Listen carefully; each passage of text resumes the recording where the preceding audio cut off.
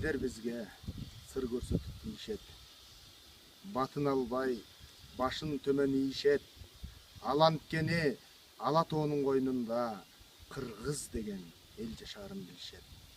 Намыс үчүн жалым болуп жанышкан, касташкандын кабыргасы кайышкан, кыргызымдын келечеги үчүн деп кырчын жаштар канын төгүп салышкан.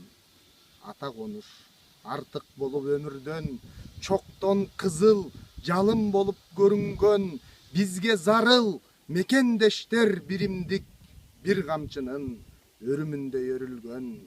Кетенчик деп коркпой бабам душмандан, калк кайгысын кыйын күндөн куткарган, абийир арын тебелейбиз дегенге алтын саптуу найза болчу ушталган.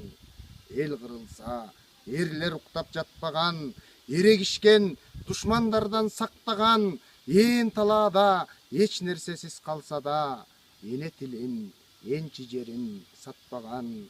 Ынтымакты, калыстыкты сүйөлү, ыркты бузбай ырыскылаш жүрөлү, беш манжадай ажырабай бөлүнбөй, бүт кыргызды бир муштумдай түйөлү.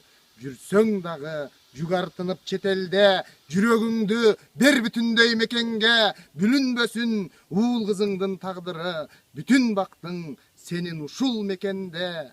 Эгинчи жок жерлер жетим калбасын, мекени жок эрлер жетим калбасын. Мекен үчүн мезгил кезип кете алган мекендештер кайратынан жанбасын. Өлкөсү үчүн өрдү көздөй бет алган өрт кыргыздын канаттары талбасын.